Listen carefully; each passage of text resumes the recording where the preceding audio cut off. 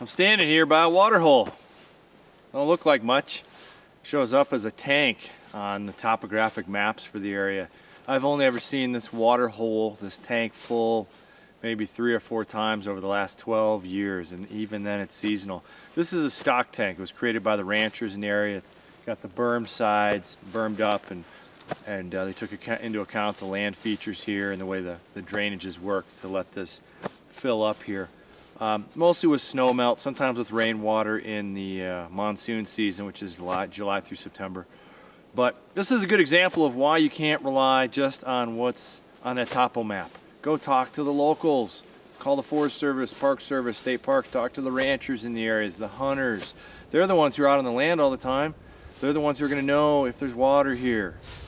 Let's go check a water hole that's further down from here. It's over in a north-facing slope. I know that one's always there, even in the worst of years.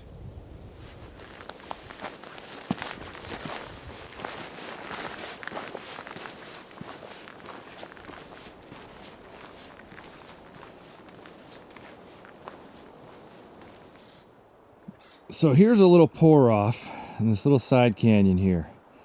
You wouldn't know it, but there's a very reliable water source down below. I've used this for the past 12 years. When everything else is bone dry, this water hole is here.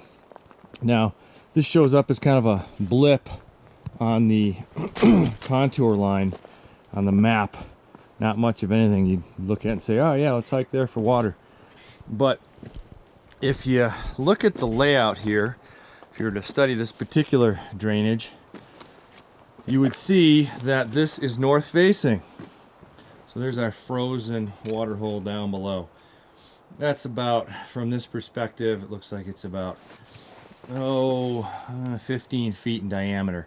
I know that this one's about 6 feet deep, and this is low right now. We've had a bone dry summer here. Haven't gotten our usual rains in. Normally it's all the way up to the rock pile over there. We can see the black shadowing. and sometimes this canyon even roars in the spring when the snow's melting. Look out.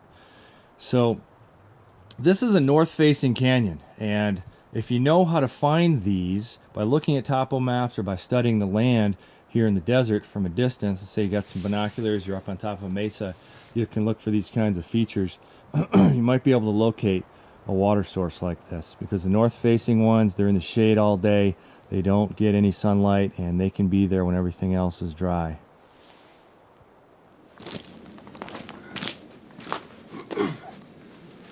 So here's that water hole. Boy, was I mistaken. This isn't 12 feet in diameter. It's more like 6 feet in diameter. Perspective sure distorts things for the human eye, at least my eyes. Anyway, it's pretty frozen right now. I can still crack a hole in this and get out some water. Now, I was on a walkabout here, probably 5-6 years ago. I was out for a week by myself, traveling along this rim country, just practicing primitive skills and living off the land and having fun. It was the summertime, and I came up on this water hole. I had drunk out of this one before.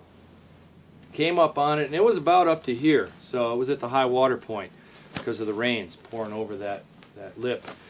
And water was looking good. I usually drink out of most of these water holes in the area anyway. And I knelt down, got my fill, slurped it all up. And then when it was dripping off my beard, I'm looking across the water hole here, and there's a dead sparrow laying there, rotting with all kinds of things floating around him. So, that's something I want to repeat. Didn't taste like sparrow-tainted water, but you never know what's in there. Nowadays, I usually bring the iodine or boil it. There are a couple springs in the area I just drink straight from. I like those. But, yeah, this is a reliable one because it's got that north-facing angle going to it. So the sun, which is over there right now, you can see it doesn't hit this little pocket here. So even in the height of summer, when the sun is higher, this is still 3/4 in the shade, and that's why this is a good water hole. So keep an eye out for those kinds of things when you're out trekking around in the desert. Look for those north-facing canyons. Go explore them sometime and see what's up there. See if there's a water hole.